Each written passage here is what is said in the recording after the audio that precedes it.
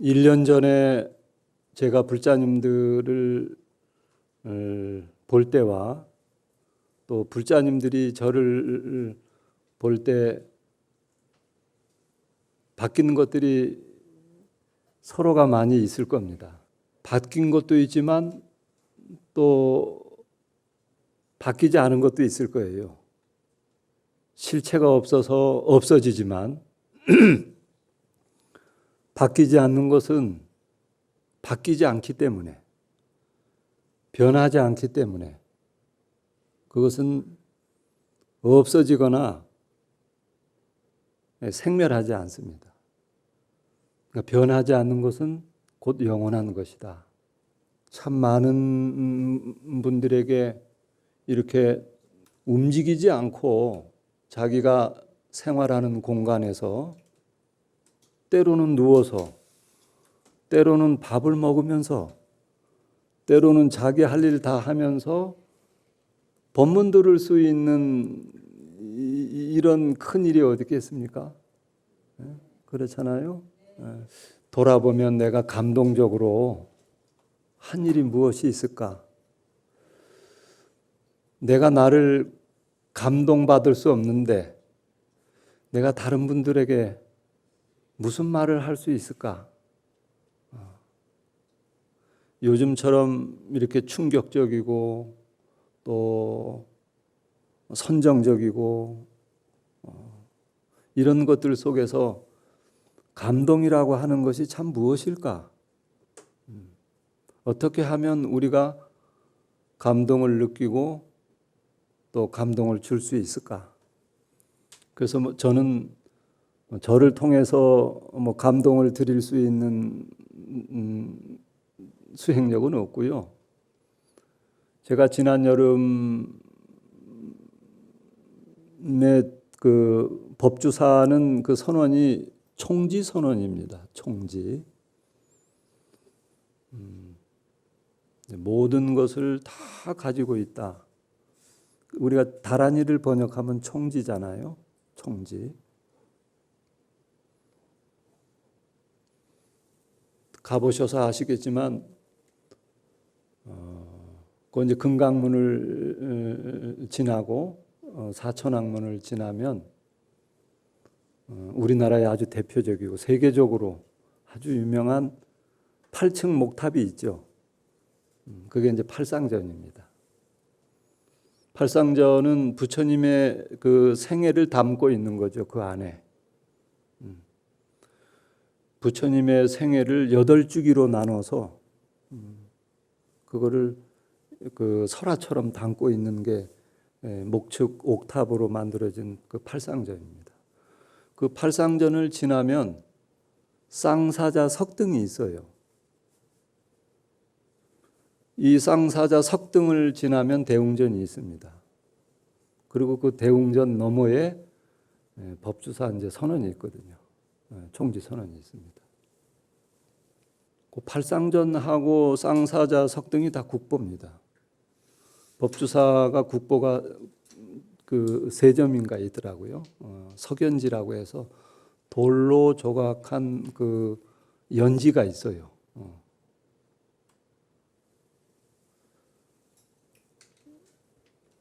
제가 선방에 이렇게 정진을 하는데 정진을 할 때 제일 어려운 게 잠입니다. 잠이에요. 수마. 그렇게 잠이 와요. 어떨 때는 3시도 안 됐는데 괜히 2시에 일어나가지고 괜히 마당에 그 시간을 착각하는 거죠. 이제 긴장하고 이러다 보면 시간을 이제 착각하는 경우가 있는데 한여름에 덥고 그러니까 뭐 또 푹신푹신한 방석 위에 앉아 있으니까 또 시원한 바람이 솔솔 불고 그렇게 잠잔다고 뭐라던 사람이 내가 잠을 자는 거예요 이제. 그래가지고 이렇게 앉았는데 누가 와서 어깨를 막 주물러요 그냥. 그래서 이렇게 보니까 저 멀리 있는 선원장 스님이라. 그 내 생각에 아마 코를 골고 잔 것 같아요.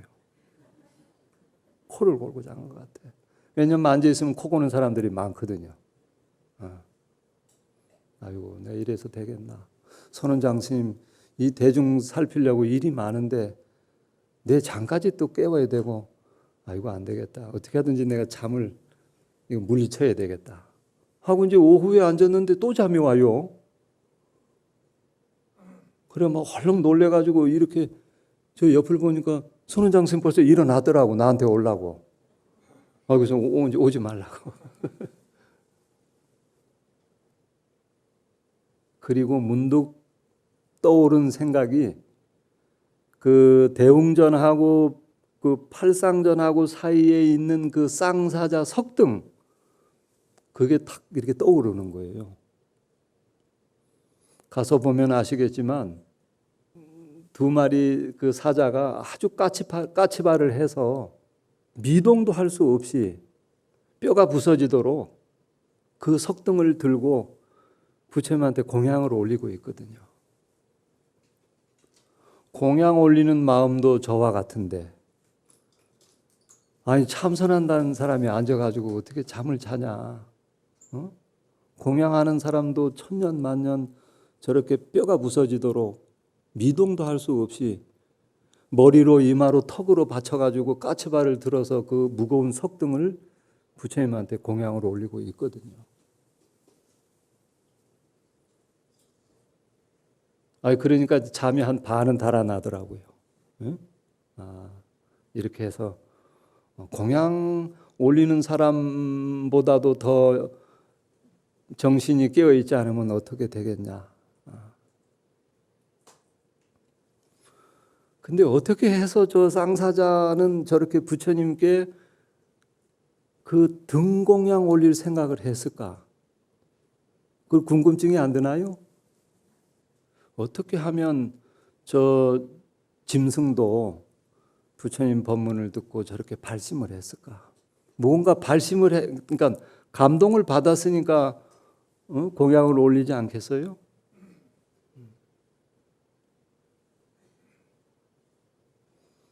그 팔상전은 부처님의 그 생애를 담고 있다 그랬잖아요. 그러니까 부처님의 그 자비로움을 법문으로 듣고 백수의 왕인 그 사자도 발심을 한 거죠. 축생도 발심을 한 거예요.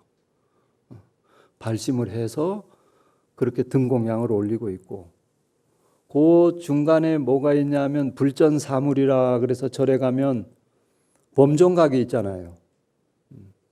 범종이 있고 벚고가 있고 운판이 있고 모고가 있고, 이 네 가지를 우리가 그 불전사물을 그러잖아요. 그게 왜 저렇게 사찰 도량 안에서 저렇게 늘 소리를 내고 저거를 이렇게 두드리고 다루고 하는 저 뜻은 무엇일까? 이제 그런 생각까지 드는 거예요. 근데 아시겠지만 대북은 무엇으로 만들죠? 북 뭐로 만들어요? 소가죽으로 만들잖아요. 근데 이제 그 가죽을 입고 살아서는 소가 천년 만년 살 수 있을까요? 천년 만년 못 살아요. 살과 뼈를 다 버리고, 그 살과 뼈를 버릴 수만 있으면 천년을 사는 거예요. 그렇게 버릴 수 있겠어요? 그리고 모고가 있잖아요, 모고. 이 배가 텅텅 빈 나무고기 있잖아요. 정말 저 모고와 같이 내 배를 이렇게 갈라서 창자를 다 집어 던지고 저렇게 천년을 깨우는 모고가 될 수 있을까? 정말 부처님 말씀대로 우리가 탐진치 그 삼독의 마음을 버린다면 저렇게 천년을 울리는 벚고가 되고 천년을 깨우는 모고가 되고, 그렇게 해서 그 부처님 말씀을 우주 법계에 전하는 거거든요. 우리가 종을 치고 북을 치고 음판을 치고 모고를 두드리는 것은 다른 뜻이 아니고 그 부처님 말씀을 우주 법계에 가득 차도록 전하는 거거든요. 그래서 사찰에 가시면 유심히 이렇게 한번 보세요. 또 이제 거기에 운판이라는 것도 있잖아요. 하늘의 구름 모양을 띄어다가 청동으로 만든 거거든요. 이제 하늘을 나는 짐승들이 그 소리를 듣고 부처님 법문을 듣고 발심하도록 운판이라는 게 또 있잖아요. 이제 아시겠지만 사찰에서 범종을 칠 때 저녁에는 33망치를 칩니다. 큰절에서 그 대종을 칠 때 33망치를 쳐요. 불교에서는 이 하늘이 하나가 아니고 무수히 겹겹이 쌓여 있는 거로 보거든요. 그래서 33천 우리가 그러잖아요. 종 한 번 쳐서 하늘 문을 닫는 거예요.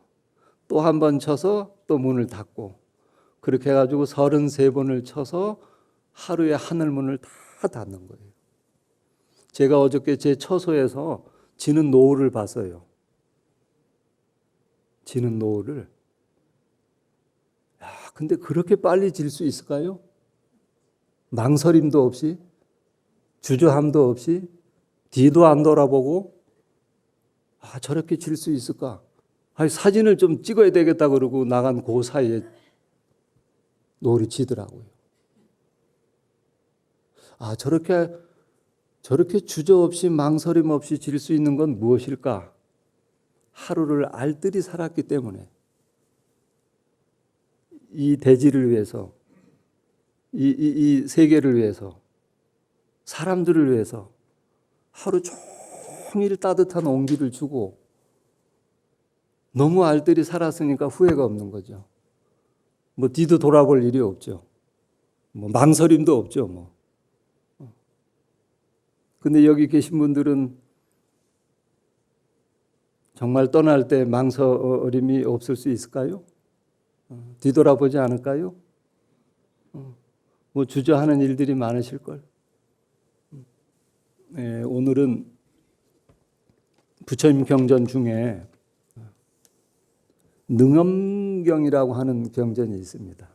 보통 저희들이 이제 강원에서 수학할 때 교재로 삼고 공부를 하는데 워낙 그 내용이 힘들어서 차돌능엄이다 그래요. 차돌같이 단단하다. 아주 차돌같이 단단해가지고 그 의미를 우리가 다 알기가 쉽지 않다. 오래도록 우리가 생각하지 않으면 그걸 이해하기가 힘들다. 그리고 또 차돌은 깊은 강물 속에 있어도 그 속은 젖지 않잖아요. 변하지 않는 그 참모습은 그렇게 차돌같이 단단하다는 거예요. 그러니까 우리가 지는 해처럼 그렇게 주저 없이 망설임 없이 갈 수 있는 자신이 없다면 뭔가 영원히 사는 걸 우리가 알고 영원히 사는 걸 배워야 되거든요. 어떻게 하면 흔들림 없는 마음을 가지고 우리가 이 세상을 살 수 있을까? 어떻게 하면 영혼을 또 열반을 우리가 체험하면서 살 수 있을까? 부처님하고 그 파사의 광하고 이렇게 대화하는 경전 부분이 있습니다. 이 파사의 광은 부처님하고 그 생일이 같아요. 그래서 그 기원정사에 많은 그 시주를 하고 불사도 하고 그리고 거의 매일 기원장사에 와서 사셨답니다. 부처님 법문 듣고 그리고 이제 수시로 대궐에 부처님하고 제자들을 초청해서 이제 공양을 내시기도 하고 그래서 이제 이날도 부처님께서 그 파사이 광이 대궐 안으로 이제 공양 초청을 합니다. 그래서 이제 대중들, 그 제자들을 거느리고 대궐에 가서 점심 공양을 부처님 사시에 한 끼듯이 일정씩 하시니까 공양을 하시고 다시 이제 대궐로 돌아오시거든요. 즉 기원정사로. 그럴 때 이제 그 파사의 광하고 대신들이 다시 다 따라와요. 따라와서 이제 부처님 법문을 듣습니다. 근데 평소에 이 파사의 광이 의심이 있었어요. 의심 가는 게 있었어요.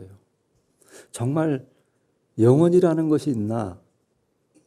그리고 열반이라고 하는 건 무엇인가? 그리고 변하지 않는 게 정말 있는 건가? 흔들리지 않는 그 참마음이 있는 건가? 원래 이 능언경 법문은 아란존자가 마음이 흔들려서 하신 법문이 이 능언경 법문이에요. 아란존자가 무엇인가를 실수를 해서 부처님이 그것을 깨우치기 위해서 하신 법문이 능언경이거든요. 그러니까 한편으로 생각하면 그 실수를 범한 아란존자가 감사하기도 한 거예요. 그 실수가 없었으면 우리가 이 법문을, 이 깊은 법문을 못 듣거든요. 파사이 광이 부처님과 나누는 이제 대화를 제가 한번 한글로 번역된 걸 읽어드리겠습니다. 모두 합장 한번 해보시죠.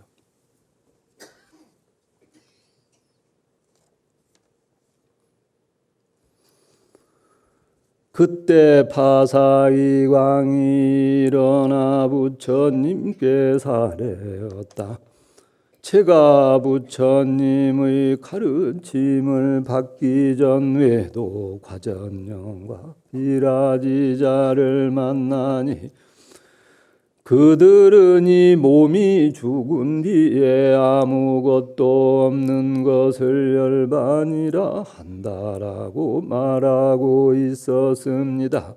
제가 부처님을 모시고 있어도 아직까지 의심이 있사오니 어떻게 해야 불생불멸의 마음을 깨달아 알겠습니까? 지금 이 대중 가운데 의심 있는 모든 사람들과 함께 부처님의 가르침을 듣기 원하옵니다. 부처님이 왕에게 말씀하셨다. 그대의 몸이 눈앞에 있으니 지금 왕에게 묻겠습니다. 왕의 육신은 금강처럼 영원히 썩지 않는 것입니까? 아니면 변질되어 없어지는 것입니까? 세존이시여 저의 육신은 언젠가는 변질되어 없어질 것입니다. 부처님이 말씀하셨다. 왕은 아직 죽지 않았는데 어떻게 죽을 것을 아십니까? 세존이시여 무상하여 변질되어 없어질 저의 몸이 아직 죽지 않았어도 눈앞에서 생각마다 빠르게 세월이 흘러가고 새로운 세월도 멈추지 않음을 저는 보고 있습니다. 불이 재가 되듯 신압으로 늙어가다 죽어 없어지는 날까지 이런 흐름이 멈추지 않을 것이니 반드시 이 몸은 죽어 없어질 줄 아는 것입니다. 부처님이 말씀하시길 맞습니다. 대왕이시여 그대는 지금 나이를 먹어 이미 늙었는데 동자 때와 그 모습이 어떠합니까? 세존이시여 제가 어릴 때는 피부와 살결이 윤택하고 점차 커가면서 혈기가 충만하였습니다. 그러나 이제는 나이 먹고 늙어 초췌해지니 정신은 혼미하며 머리털은 희고 얼굴은 주름져 오래 살지 못할 것입니다. 그런데 어떻게 한창 젊을 때와 비교해 볼 수 있겠습니까? 부처님이 말씀하시길 왕이시여 그대의 얼굴이 갑자기 늙은 것은 아닐 것입니다. 왕이 말하였다. 세존이시여 눈에 보이지 않게 변하기에 제가 참으로 느끼지 못하였지만 추위와 더위가 바뀌며 세월이 점차 흘러 여기에 이른 것입니다. 왜냐하면 제 나이 20살 때를 젊다 하더라도 얼굴은 이미 10살 때보다는 늙었고 30살은 또 20살 때보다는 늙었으며 지금 62살인데 50살 때를 보면 그때가 분명히 더 건강했습니다. 세존이시여 제가 눈에 보이지 않는 변화를 보고는 죽어가는 세월의 흐름과 변화를 10년 단위로 말씀드렸더라도 다시 자세히 생각해 보면 그 변화가 어찌 10년, 20년 만에 되는 것이겠습니까? 실은 해마다 변한 것이며 어찌 해마다 변한 것이겠습니까? 달마다 변한 것이며 어찌 달마다 변한 것이겠습니까? 날마다 변한 것이며 곰곰이 생각하고 살펴보면 찰나찰나 생각마다 그 사이에도 멈출 수 없으니 그러므로 저희 몸이 언젠가는 변하여 없어질 줄 아는 것입니다. 부처님이 말씀하시길 변하여 바뀌는 모습이 멈추지 않음을 보고 왕이 죽을 것을 안다면 죽을 때 몸 가운데서 없어지지 않는 것을 왕은 아십니까? 파사이 왕이 두 손 모아 합장하고 부처님께 살해하였다. 저는 알지 못합니다. 부처님이 말씀하시길 제가 지금 왕에게 불생불멸의 성품을 보여드리겠습니다. 왕이시여 몇 살 때 겐지스 강물을 보셨습니까? 왕이 말하였다. 3살 때 어머니가 저를 데리고 사람의 수명을 관장하는 하늘신을 참배하러 가면서 그 강을 건넜습니다. 그때 겐지스 강물인 줄 알았습니다. 부처님이 말씀하시기를 왕께서 말씀하신 대로 20살은 10살보다 늙었고 예순이 되기까지 해마다 달마다 날마다 생각마다 모습이 바뀌었는데 왕이 3살 때의 강물을 볼 때와 10살 때의 강물을 보는 것은 어떻습니까? 왕이 말하였다. 강물을 보는 것은 3살 때와 다름이 없으며 62살인 지금까지도 조금도 다를 게 없습니다. 부처님께서 말씀하시길 왕께서 지금 흰머리 털과 주름진 얼굴을 서러워하는데 그 얼굴은 어릴 적보다 주름졌겠지만 그대가 지금 이 강물을 보는 것이 어릴 적에 본 것과 달리 어리다거나 늙었다는 차이가 있습니까? 왕이 말하기를 그렇지 않습니다. 세존이시여 부처님께서 말씀하시길 대왕이시여 그대의 얼굴이 주름져도 보는 성품은 일찍이 주름진 적이 없습니다. 주름진 것은 변한 것이지만 주름지지 않는 것은 변하는 것이 아닙니다. 변하는 것이라면 없어지겠지만 변하지 않는 것은 원래 생멸이 없습니다. 그런데 어떻게 생멸이 없는 가운데에 그대의 생사를 받아들여 말가리 구사리 같은 매도처럼 이 몸이 죽은 뒤에 아무것도 없다는 말을 아십니까? 왕은 이 말을 듣고 참으로 이 몸이 죽은 뒤에 다음 생에 몸만 바뀐다는 이치를 알고 모든 대중과 함께 이전에 듣지 못했던 법문에 뜰듯이 기뻐하였다. 환희용약했다는 거죠. 들어보시니까 어때요? 파사의 광이 생각을 잘못한 겁니까? 부처님이 바른 말씀을 하시는 겁니까? 견성, 그 성품을 보는 성품은 어리거나 늙지 않는다는 거예요. 10년 전, 1년 전에 저를 볼 때나 제가 1년 뒤에 불자님들을 볼 때 보는 성품은 똑같아요. 1년 전이나 지금이나 아무것도 변한 게 없습니다. 그 변하지 않는 그게 불생불멸이잖아요. 불생불멸하는 세계가 곧 열반의 세계잖아요. 부처님 법문을 이렇게 이 아란존자 덕분에 또 이 파사이광 덕분에 부처님 법문을 들으면서 참 너무 좋다. 특히 이 가을에 이제 그 경전을 좀 많이 읽으세요. 세상이 주는 행복, 그건 오래 못 가는 겁니다. 그리고 또 세상이 어디 행복만 줍니까?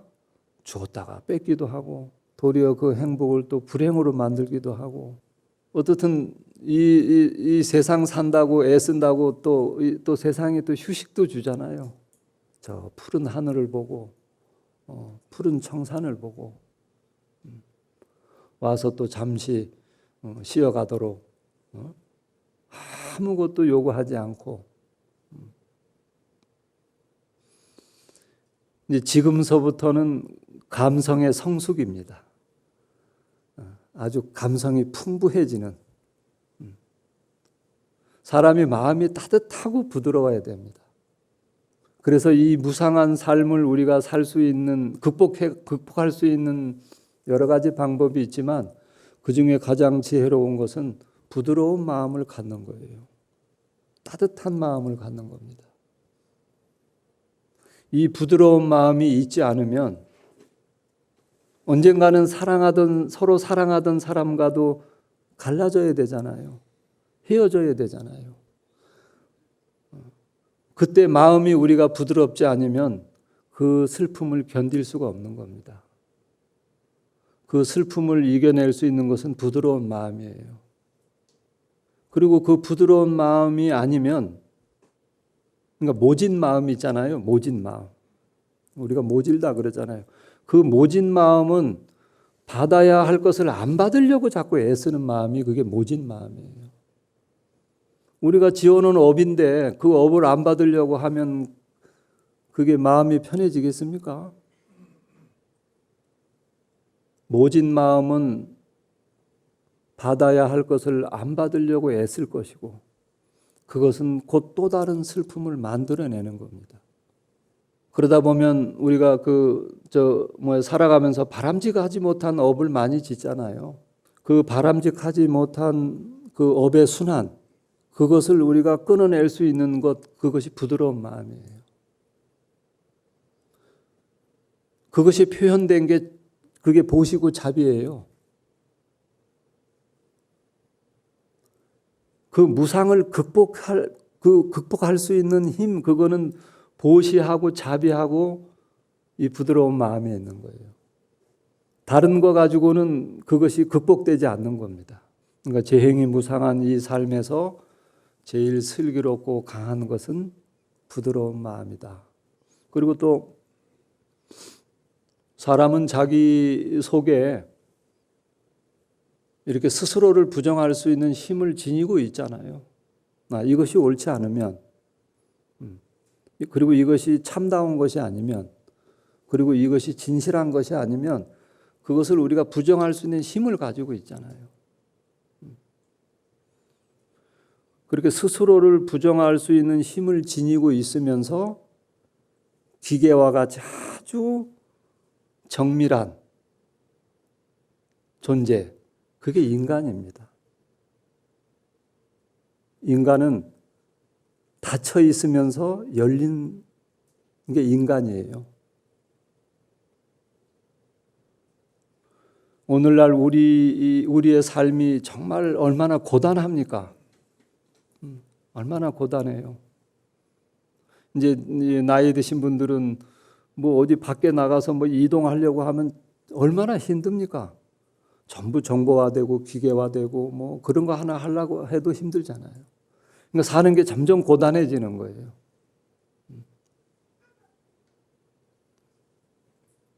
이 삶에서 그 열림의 부분이 너무 많이 가속화되는 겁니다. 우리가 감당할 수 없을 만큼 과속화되고 있는 거예요. 그래서 자기를 이렇게 우리가 회광반조할 수 있는, 자기를 돌아볼 수 있는 그런 닫힘의 구조가 우리가 절대적으로 부족하죠. 그 닫힘의 구조가 없으면 자기 환경의 골격의 전모를 보지를 못합니다. 내가 어떤 환경에서 사는지, 내가 어디서 사는지, 내가 무엇을 하는지, 어디로 가는지 자기 그 골격을 전모를 볼 수 없는 거예요. 그러니까 정신 놓고 사는 거죠. 그냥 정신 놓고 사는 거예요. 갔다 왔는데 어느 절을 갔다 왔는지 몰라.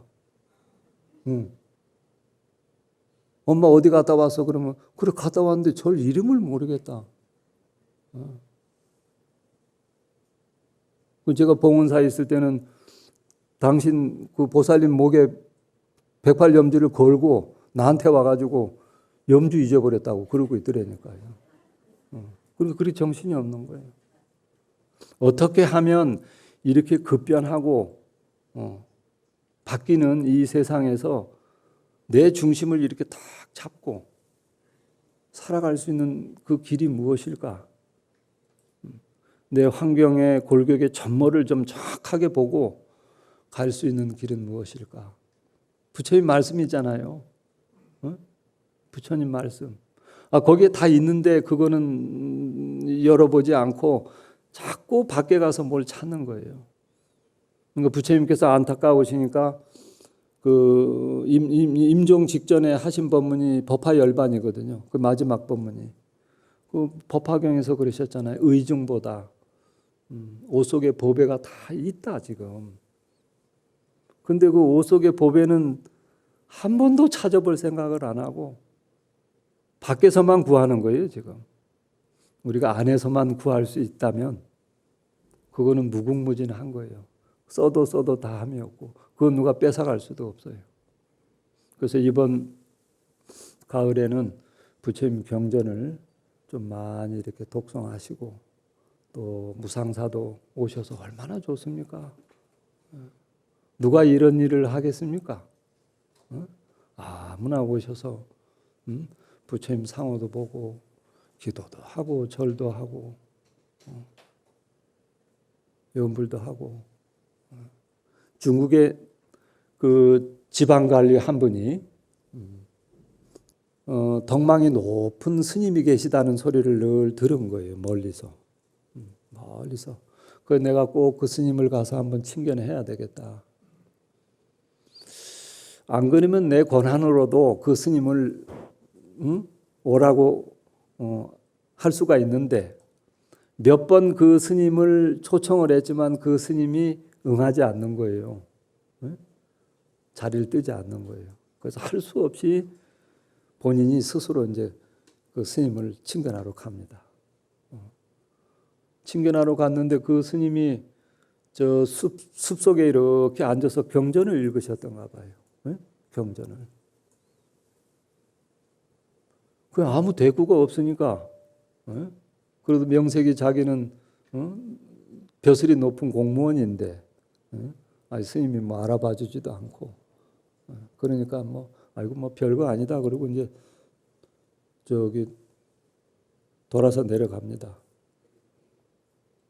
그러니까 그 스님이 목견불여이문이로다. 눈으로 보는 것은 귀로 듣는 것만 못하다.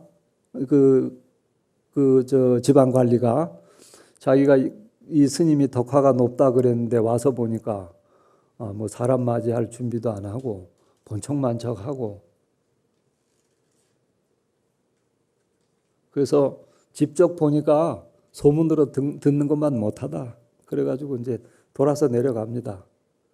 그러니까 그 스님께서 가득기 천목이로다. 귀는 귀하게 여기면서 왜 눈은 천하게 여기느냐.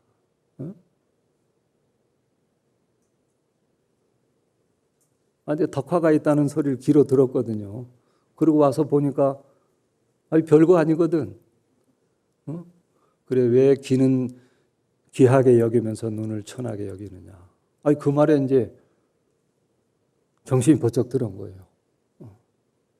그래서 스님, 도가 무엇입니까? 그러니까 이 스님이 한 손으로 하늘을 가리키고 한 손으로 저 옆에 있는 그 화병을 이렇게 가리킵니다. 그러면서 알겠느냐? 그러니까 모르겠습니다.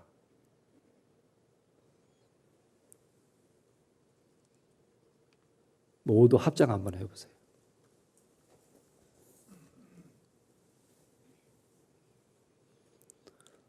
운제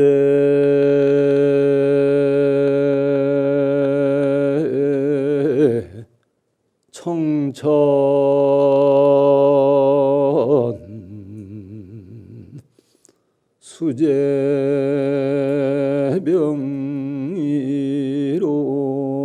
수제병이로다나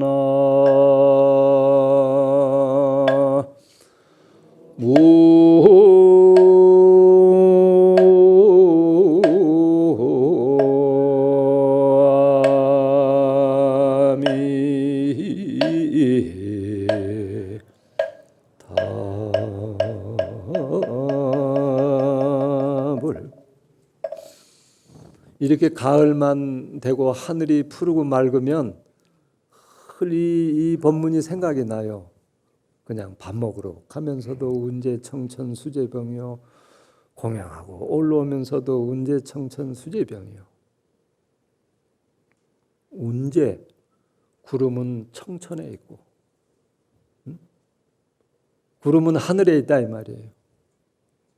수제병이라 물은 병 속에 있다. 뭐 딱 맞는 거 아닙니까?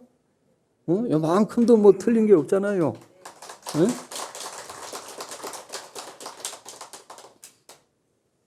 그래, 이 지방관리가 이 법문을 듣고 견성을 합니다. 큰 깨달음을 얻어요. 연득신형 사학형하고 몸은 얼마나 수행을 했는지 피썩 마른 학과 같아, 형상이. 천주성하 양함경이로더라. 양함경이라 그 천구루가 넘는 소나무 아래에서 경을 읽는다. 아래 문도 무여설이라 내가 와서 도를 물으니 아무 말이 없고 운제 청천 수제병이로다. 하늘을 가리키고 물병을 가리키고 구름은 하늘에 있고 물은 병 속에 있다. 그 법문을 듣고 이제 견성을 했다 그러거든요. 이것도 이제 성가의 하나의 화두입니다. 운제 청천이 수제병이다.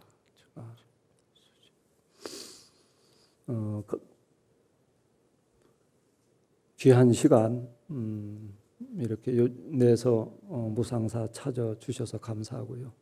시간이 금이다 그랬으니까 금보다 더 소중한 걸 가지고 오신 분들이잖아요.